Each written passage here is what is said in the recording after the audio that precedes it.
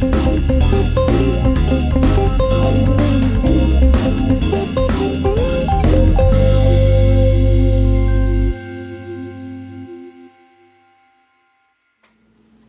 everybody, this is Brandon Coleman.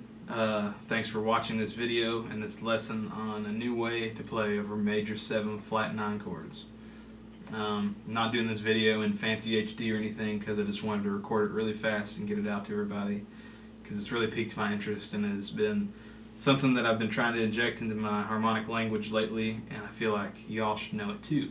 So I just want to share it. So a lot of you advanced jazz players probably know about the playing a melodic minor a half step up from the root trick for an altered chord. Some people hate doing that because it's not, they think that's, relying on boxes and positions. But I don't really care. You can do whatever you want as long as you sound good. So there's that. But this trick is very related to that, in that it relies on the same sort of relationship to get a really cool sound. The major 7 flat 9 chord is somewhat of an enigma in order, because you can't, if you Google major 7 flat 9, there's probably like 2 links, and I don't even know if they're like accurate about what they're talking about, but it's a sound that's been popping up lately in a lot of new jazz music, and it shows up a lot in contemporary classical music. But if you listen to a lot of Ben Monder, Mark Turner, these sorts of things will pop up quite often. And over the past year or so, I've been trying to inject this tonality into my playing and composition. And what I found is that if you're playing, let's say, the G major 7 flat 9 sound,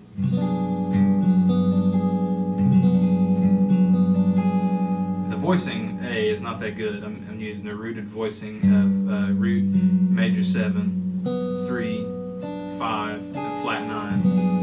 I feel like this kind of sounds like a messed up diminished chord. And the mode that you play with that would be the 5th mode of what they call the Hungarian minor scale, or double harmonic minor you might hear it called, which like C, which is harmonic minor with a raised 4.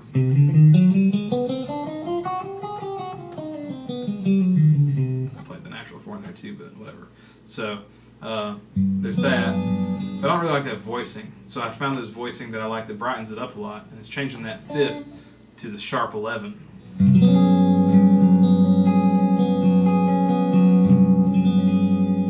I find it's a lot richer sound, and it really presents that chord in a more palatable context. It makes it more believable to somebody who might not believe in that chord existing. So I think it's partly due to the structure of a perfect 4th, a 2nd, and a 5th. This really open, suspended sounding structure with a bass note of G. It really spreads the cluster out of the major 7 and the flat 9 to the root. Makes it a lot more nice and clear. But when I do that, the use of that mode doesn't work because the sharp 11 is C sharp, and that note doesn't appear in the C double harmonic minor scale. It's got a D in it. So found this cool trick that's using every guitarist's favorite scale, the blues scale, to play over this. Now, don't click away just yet. It sounds awesome, I promise. So the formula I came up with is if I'm playing this particular major 7, flat 9, sharp 11 voicing, I just use the blues scale that has both the flat 5th and the natural 7 a half step up, so like A flat blues.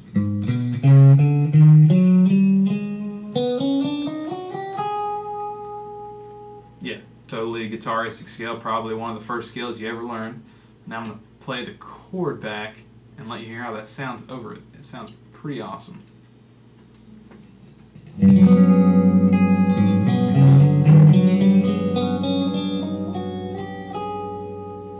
Yeah, now I'm going to play some licks with that.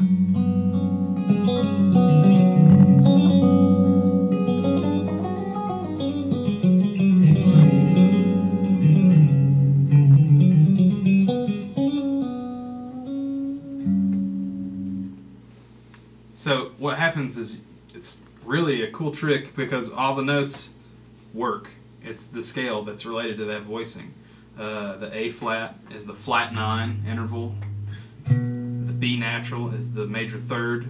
You have the sharp 11, which is the C sharp, or the D flat if you're thinking of it in the key of A flat. Then you have the natural fifth. Then you have the sharp 5, which is, so you have this, which is really awesome collection of notes. And then you have the major 7, then the root, then the flat 9 again. And there's so many different things you can do. And this A makes not only the blues scale sound way more interesting than it ever sounded before, it allows you to play familiar ideas over this new and strange tonality, which is really going to really improve and modernize your language, I feel. Expect a lot more about this to come from me, because I'm going to be discovering a lot of new things about this. And so thanks for watching, and be sure to play around with this, and if you have any more ideas about it, do a video response or whatever. So I'm going to play a couple more things, and then I'll see you next time.